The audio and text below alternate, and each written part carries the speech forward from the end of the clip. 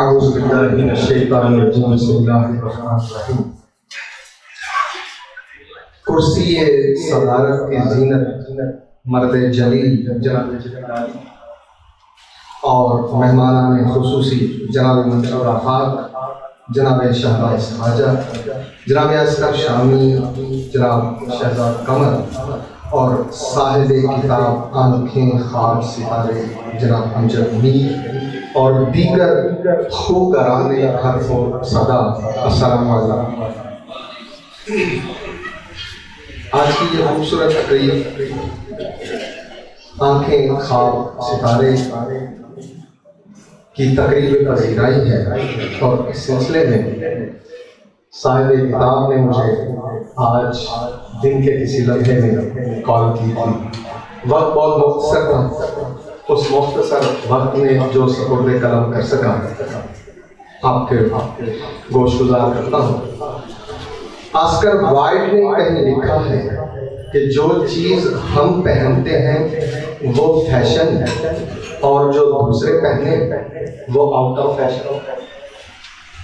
شخصیت پرستی اور خدا پرستی کے مابین جوڑتے ہوئے ہم لوگ اس قدر خود پرست ہیں کہ ہم یونیورسل ٹروتھ یعنی بین الاقوامی سچائیاں بھی من پسند شخصیت کے منہ سے سننا پسند کرتے ہیں۔ بصورت دیگر اگر کسی ناپسندیدہ کے منہ سے سنیں گے تو صاف انکار کرتے ہیں، مگر آج کی اس انتہائی خوشبودار تقریب میں بھلے ہی ناپسندیدہ قرار دے کر ٹھکرا دیا جاؤں، مگر میرے ان الفاظ میں مضمر دعویٰ کہ امجد میر ایک تازہ کار و منفرد لب و لہجے کے شاعر ہیں کو ٹھکرانے کی ہر کوشش مشکل ہی نہیں ناممکن ہوگی، اس لیے کہ میں اپنے دعویٰ کے حق میں بطور دلیل جناب امجد میر کے 20 خوبصورت اشعار آپ کی سماعتوں کو ہدیہ کر سکتا ہوں۔ ملاحظہ فرمائیے، تازہ تازہ خیال بنتے ہیں، تازہ تازہ خیال بنتے ہیں، ہم غزل بھی کمال بنتے ہیں، اور دھند ایسی کہ سامنے بات جیسے دیوار سے، اور ہمیں بھی شہر فنا کی ہوا نہ راسا، سو ہم بھی توڑ کے دیوار ادھر نکل آئے۔ میرے نزدیک امجد میر اس وجہ سے بھی اپنے ہم اثروں میں ایک ممتاز مقام اور منفرد پہچان رکھتے ہیں کہ ان کی شاعری انسان کو درپیش مسائل اور زمینی حقائق کی آئینہ دار ہے۔ وہ اس بات پر یقین رکھتے ہیں کہ کوئی تخلیق کار اپنے گرد و پیش سے درگزر نہیں کر سکتا۔ یہی وجہ ہے کہ امجد میر کی آنکھیں جو دیکھتی ہیں وہ ان کی شاعری سے جھلکتا بلکہ چھلکتا دکھائی دیتا ہے۔ والد کا ایک مکان وراثت میں کیا ملا، والد کا ایک مکان وراثت میں کیا ملا، تقسیم ہو گیا ہے لہو خاندان، اور اب خسارے شمار کرتا ہے، بات اس نے بھی دل کی مانی، اب خسارے شمار کرتا ہے، بات اس نے بھی دل کی مانی تھی۔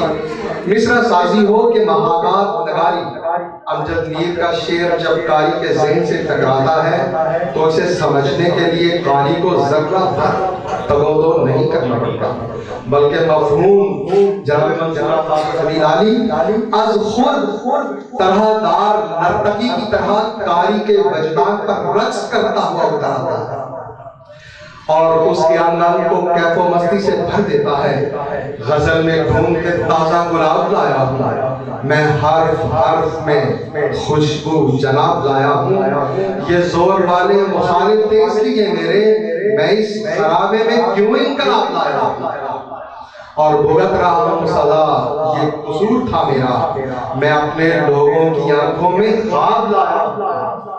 اور لیجئے ایک قدم اور آگے بڑھیے، للکار کے دشمن کو خبردار کروں میں، بزدل کی طرح پشت سے کیوں آتی ہوں، اور بظاہر دوستی رکھے بباطن بغض بھی رکھے، سو اس جیسا منافق دوست بھی اچھا نہیں ہوتا۔ کیا اعلیٰ اقدار کے پرچار شیر ہیں بے سبحان اللہ۔ عقل مندانہ اشارہ کافی اس کے استاد نیرنگی سیاست دورہ کے تناظر میں کیا اتھارٹی رائے ہے سنیے اور سر بنیے۔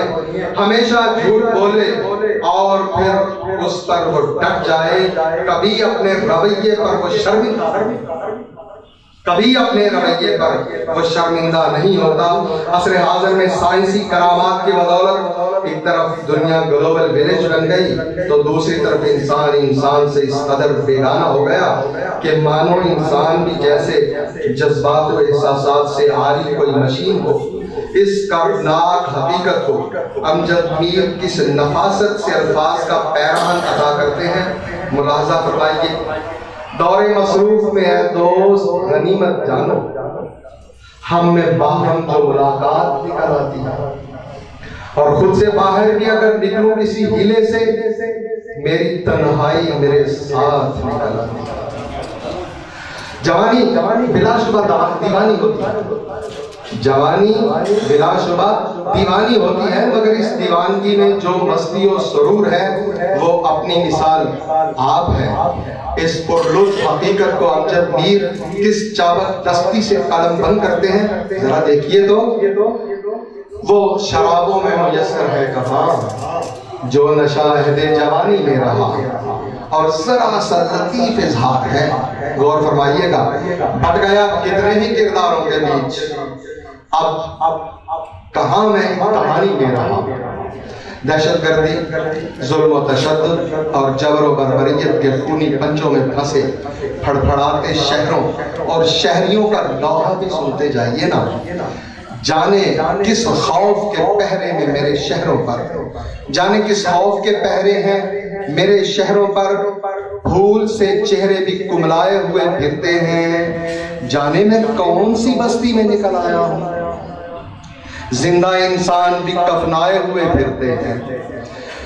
اڑان آخر میں اسی اعتراف کے ساتھ کہ اڑان بھرنے لگے تیرے شیر بھی امجد، اڑان بھرنے لگے تیرے شیر بھی امجد، تیری غزل کے بھی اب بالوں پر نکل آئے۔ جناب امجد میر کے لیے بہت سی دعاؤں اور داد کے ساتھ خدا حافظ۔